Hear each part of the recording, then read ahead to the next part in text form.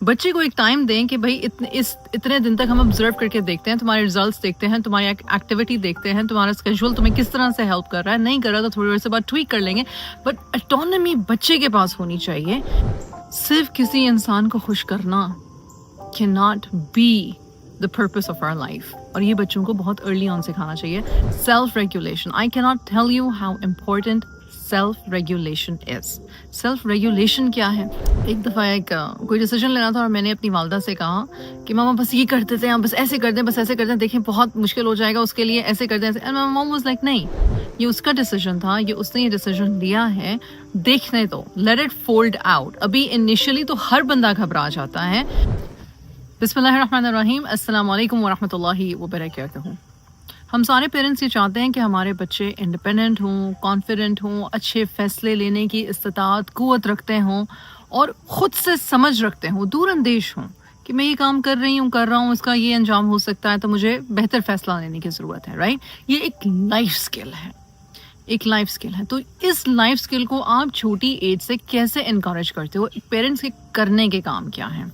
सबसे पहले ये कि आप बच्चे को बचपन ही से ऑटोनॉमी दो, उसको कंट्रोल दो। फॉर एग्जाम्पल, प्री के में बच्चा जा रहा होता है, 2 या 3 साल का बच्चा होता है, तो वो चॉइसेस होती हैं, ये वाला कप इसमें पीना है या इसमें पीना है, ये करना है या ये करना है, ये पसंद है कि ये खाना है, अगर ये नहीं खाना तो इसके अलावा ये 2 ऑप्शंस हैं, इनमें से क्या चूज करना चाहते हो? बाउंड्री आपकी है, ऑप्शन आपने अपनी ही बाउंड्री में देना है, लेकिन उसको ये पता हो कि मेरी चॉइस है, राइट? अगर आपको पता है फॉर एग्जाम्पल कि बच्चे को अपनी एक रूटीन स्टडी स्केड्यूल करनी चाहिए, अब उसमें आप उसको ये कह सकते हो इतने बजे ये कर लो, ये कर लो, ये कर लो, नहीं, उसको कहें कि अपना टाइम टेबल खुद बना के लाओ, देखो इसकी प्रैक्टिकल स्टेप्स क्या हैं, और फिर ऑब्जर्व करें। बच्चे को एक टाइम दें कि भाई इतने दिन तक हम ऑब्जर्व करके देखते हैं, तुम्हारे रिजल्ट्स देखते हैं, तुम्हारी एक्टिविटी देखते हैं, तुम्हारा स्केड्यूल तुम्हें किस तरह से हेल्प कर रहा है, नहीं कर रहा तो थोड़ी देर से बाद ट्वीक कर लेंगे, बट ऑटोनॉमी बच्चे के पास होनी चाहिए कि ओके, इस तरह से करने से मुझे पता चलेगा कि मेरे डिसीजंस में क्या ट्वीकिंग, क्या चेंजेस की ज़रूरत है, या मेरा डिसीजन मेरे लिए अच्छा था, या मेरे डिसीजन की वजह से मेरे इर्द गिर्द वाले कैसे अफेक्ट हो रहे हैं। ये ऑटोनॉमी बचपन से ही आप देते हो, end of course that means कि आप हर वक्त उनके सर पे सवार नहीं रहते हो। नंबर 2 ये कि बच्चा जब फेल होता है किसी भी चीज़ में, किसी भी काम में, या सिर्फ टेस्ट की बात नहीं हो रही, तो उसको आप उसका लर्निंग एक्सपीरियंस कहते हो, आप उसको उसका शेमिंग एक्सपीरियंस नहीं बना देते हो। आप कहते हो कि ठीक है, ओके फाइन, ये हुआ था, ये हो गया है, हाँ अफसोस है, हाँ डिसअपॉइंटमेंट है, तुम्हें भी है, मुझे भी है, नेक्स्ट क्या करना चाहिए? You teach them to move forward rather than staying stuck in one place. तीसरी चीज़ ये कि आप उनको लाइफ स्किल्स जल्दी सिखाते हैं। हमारे यहाँ एक बड़ा मसला ये है, वो तो पढ़ाई कर रही है इसलिए उसको तो कभी खाना पकाना सिखाया ही नहीं, वो अच्छा वो इतने बड़े हो जाएंगे तो फिर उनको कुकिंग की तरफ लेकर आओगे, हाथ छात ना जला लें। स्किल एक ऐसी चीज़ होती है कि कोई भी स्किल कि आप अर्ली एज में जब आप उसको सिखाते हो तो बाय द टाइम बच्चे 5 से 10 के 12 से 14 साल के होते हैं, वो उस चीज़ को इतना अच्छा पिक कर लेते हैं और बाद में उसमें प्रोग्रेस ही करते हैं। ऐसा नहीं होता कि वो स्किल उनका डिप्लीट हो जाता है। तो बच्चों की कैपेसिटी से ज़्यादा उनसे नहीं करवाना चाहिए, यकीनन नहीं करवाना चाहिए, लेकिन छोटा सा बच्चा भी अपने रूम को क्लीन अप करना सीखता है, अपनी लॉन्ड्री को लॉन्ड्री बास्केट में डालना सीखता है, अपने बर्तनों को सही जगह पे रखना सीखता है। बड़े बच्चे धोना सीख लेते हैं, बर्तनों को झाड़ू ब्रूम लगाना सीख लेते हैं। ये चीज़ें बच्चों को आनी चाहिए। बच्चों को दिमाग में हम लोग ये डाल देते हैं तुम लोग सिर्फ पढ़ाई कर सकते हो या घर के काम कर सकते हो। नहीं, घर के काम हम सबकी जिम्मेदारी है, घर साफ रखना हम सबकी जिम्मेदारी है, घर वालों का ख्याल करना, सबसे सलाम दुआ रखना, सबका हाल चाल पूछना हम सबकी जिम्मेदारी है। जस्ट बिकॉज आप एक करिकुलम पढ़ रहे हो, एक स्कूल में हो, तो आपने बहुत एहसान किया है हम पे जब हम इस तरह से बच्चे को रेज करते हैं ताकि तुम टॉप कर लो और तुम्हारा सबसे अच्छा रिजल्ट आ जाए और तुम बहुत अच्छी यूनिवर्सिटी में चले जाओ। तो वो जो ग्रोसरी स्टोर वाले से जाके बात करके कोई चीज़ लेकर आना है, या बजट सेट करना है, या कोई घर की सफाई करना है, फिर वो बच्चे को वो स्किल नहीं आता। और बाद में उनकी शादीशुदा ज़िंदगी में, या जब वो अकेले भी प्रैक्टिकल लाइफ में के लिए बेतहाशा मुश्किल होता है। तो ये स्किल्स हमें बचपन से टाइमली मैनर में सिखाने चाहिए ताकि उनका कॉन्फिडेंस अच्छा हो, ताकि उनकी सेल्फ एस्टीम अच्छी हो, ताकि उनको अपने आप को संभालना आता हो यंग एज से ही। Number 4, foster responsibility and problem solving. Again मुश्किल हो गई है, परेशानी आ गई है, दोस्त के साथ झगड़ा हो गया है, आप उनसे पूछें अच्छा ठीक है तुम इसको कैसा क्या समझते हो, कैसे सॉल्व करना चाहिए, अच्छा फिर इसके प्रोज क्या है, इसके कॉन्स क्या है। डायलॉग होना चाहिए, न कि बता देना चाहिए बस मैंने कह दिया, इससे कभी बात करने की जरूरत नहीं, कभी बात करने की जरूरत, अनलेस अंटिल वो बच्चा ड्रग्स से सेल कर रहा है, नाउजुबिल्लाह, then you have to take extreme measures, then you have to intervene. लेकिन इसका मतलब ये नहीं है कि हर छोटी छोटी बात पे आप बच्चे को बचाने के लिए आ जाओ, क्योंकि जी आपका बच्चा बहुत इमोशनली डिस्टर्ब हो गया। रेजिलियंस कैसे पैदा होगी, कैसे पैदा होगी रेजिलियंस? आप इंटरनल मोटिवेशन उसमें क्या, हम मुसलमान हैं अल्हम्दुलिल्लाह, और हम अपने बच्चों को क्या सिखाते हैं कि मैं देखूँ ना देखूँ तुम्हारी नमाज तुमने पढ़ी है कि नहीं, लेकिन रब देख रहा है।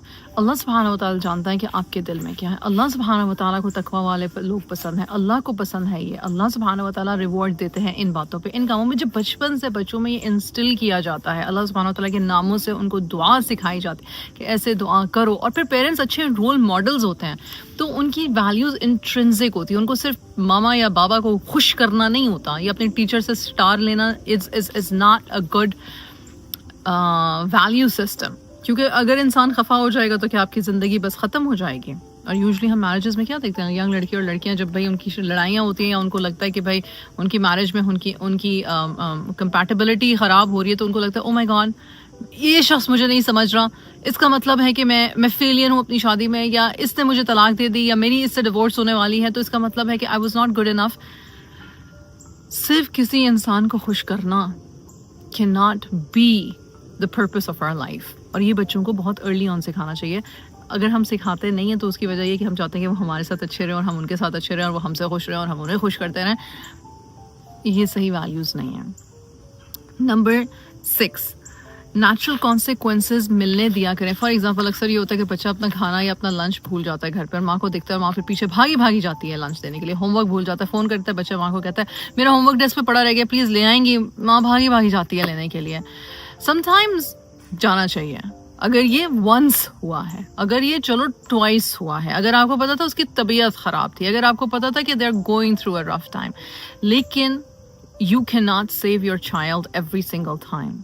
समटाइम्स नेचुरल कॉन्सिक्वेंसेज होने चाहिए। एम्बैरसमेंट होगी, मुश्किल आएगी, तकलीफ होगी, बुरा लगेगा, अगली दफ़ा के लिए इंसान पहले से ज़्यादा केयरफुल हो जाता है, इंसान को समझ लग जाती है, इंसान को लोगों के साथ नेविगेट करना आता है। कैसे आएगा अगर कभी किसी मुश्किल को फेस ही नहीं करेंगे।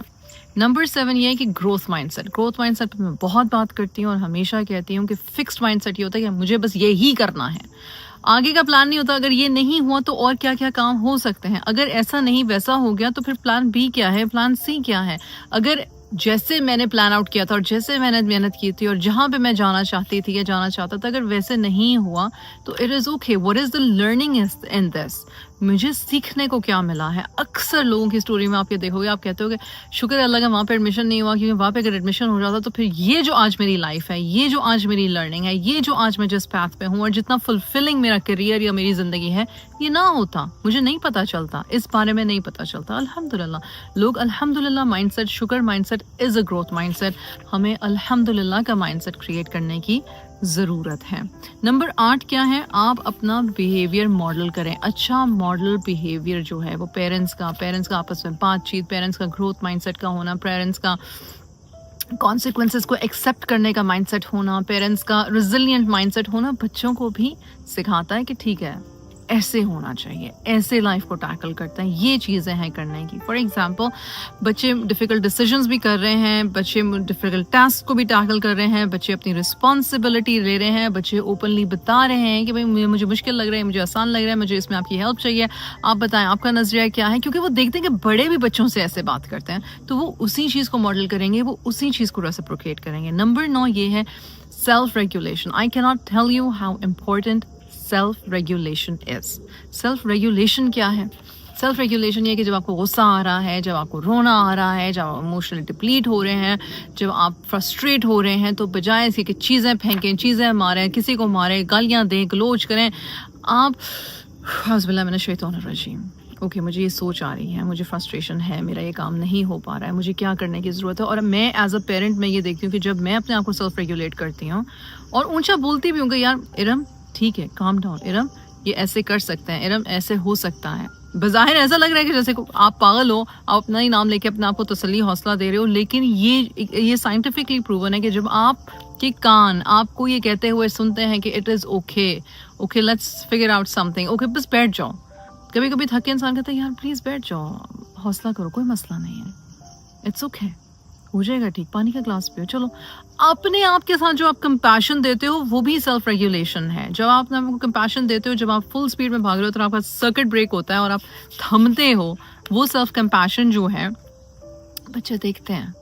बच्चे वो जो आप अपने आप को एक लूज कैनन की तरह बजाय से क्या ब्लास्ट ऑफ हो, जो आप अपने आप को थाम लेते हो, वो सेल्फ रेगुलेशन टेक्निक बच्चे देखते हैं और फिर बच्चे उसको अपनाते हैं और उसकी वजह से वो मुश्किल सिचुएशंस में एकदम से हाँपने कांपने और रोने धोने और चीखने चिल्लाने नहीं लग जाते, बल्कि वो लीडर्स इमर्ज होते हैं और वो दूसरों को भी हौसला देते हैं और ख़ुद भी हौसले के साथ क्रिटिकल कंडीशंस में बेहतर फैसले कर पाते हैं। ये स्किल हम सारे चाहते हैं कि हमारे बच्चों को है। नंबर 10, अपने आप को कंट्रोल करना सपोर्ट के साथ। क्या मतलब है कि फॉर एग्जांपल अगर हमारा टीनेजर है और वो स्पोर्ट्स टीम में है और वो मतलब कि स्पोर्ट्स टीम का में उसको वो पोजीशन नहीं मिली या उस तरह से वो नहीं खेल पा रहा या उस तरह का उसको रिजल्ट नहीं मिला जैसे कि उसकी एक्सपेक्टेशन थी या उसको कहा गया था और वो उसको क्विट करना चाह रहा है, तो प्रोज एंड कॉन्स के बारे में बात करें। आप उनको उनका फाइनल डिसीजन लेने दें, उनको उनका फाइनल डिसीजन लेने दें और सपोर्ट करें रिगार्डलेस ऑफ द आउटकम। हो सकता है बाद में अफसोस भी हो। अक्सर मुझे याद है कि एक दफ़ा कोई डिसीजन लेना था और मैंने अपनी वालदा से कहा कि मामा बस ये कर देते हैं, बस ऐसे कर दें, बस ऐसे कर दें, देखें बहुत मुश्किल हो जाएगा उसके लिए, ऐसे कर दें ऐसे। And my mom was like नहीं, ये उसका डिसीजन था, ये उसने ये डिसीजन लिया है, देखने दो, लेट इट फोल्ड आउट। अभी इनिशियली तो हर बंदा घबरा जाता है, थोड़ा सा टाइम देके देखो, बेहतरी आएगी। और बेहतरी आई। At the end of the day अगर डिसीजन यही होता मेरा कि मतलब नहीं करना, तो वो कहती हैं अच्छा ठीक है, okay fine, you're completely fine, right?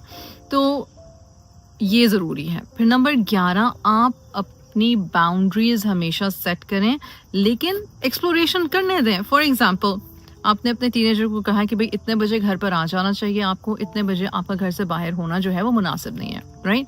अब बच्चा जो है उसने उस बात मान ली है, उसको पता है और वो फिर एवरी सिंगल टाइम, शुरू में आगे पीछे में होगा मसला, लेकिन उसको पता चल जाएगा भाई ये मेरी बाउंड्री है, अगर ये नहीं होगा तो इसके नेचुरल कॉन्सिक्वेंसेस भी होंगे और ये हमारे रिलेशनशिप के लिए अच्छा नहीं है, तो मुझे अपने टाइम से घर वापस आना। उसमें उसको आज़ादी भी है अपने दोस्तों से मिलने की, बाहर के काम करने की, और उसको पता भी है कि इस वक्त तक मुझसे ये एक्सपेक्टेशन है और फिर वो उस पर पूरा उतरता है। एक आपको आपकी ज़ुबान की कदर आती है। आप खुद भी जब वो काम करते हैं, बच्चे जब बचपन से उनका एक मॉडल बिहेवियर होता है, वो देखते हैं कि पेरेंट्स ने हमें ज़ुबान दी, उन्होंने उस चीज़ को पूरा किया, हमने अपने पेरेंट्स को ज़ुबान दी, हमसे एक्सपेक्टेशन है कि ज़ुबान को पूरा किया जाए, चीज़ें बस एवी शैवी नहीं कर दी जाएँ, तो वो भी कैरेक्टर बिल्डिंग का एक बड़ा ही खूबसूरत ट्रेट है।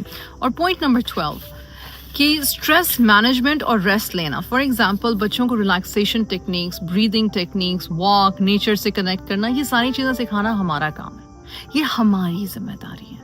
हमने उनको जब मॉडल करके ये दिखाएंगे, जब हम अच्छा खाएंगे, हेल्थी पिएंगे, healthy exercise, healthy routines, healthy sleeping habits, healthy phone के साथ अपना जो हमारा कनेक्शन है, सोशल मीडिया के साथ जो हमारा कनेक्शन, जब हम उसको एक हेल्थी प्रपोर्शन में रखेंगे, रहते तो इसी दुनिया में हैं, इसी दुनिया का हिस्सा, ये नहीं है कि अपनी 1.5 इंच की मस्जिद हमने अलग बनानी है, ठीक है, लेकिन हर चीज़ को जब आप एक प्रोपोर्शन में एक तरीके से लेके चलते हो तो बच्चे को भी पता होता है कि हबड़ दबड़ और फॉल्स फेड्स के पीछे भागना, मतलब फैड्स जो मतलब कि फैशन में चीज़ें हैं, फॉल फैड्स के पीछे भागना कोई अक्लमंदी नहीं है, इससे कुछ हासिल नहीं होता।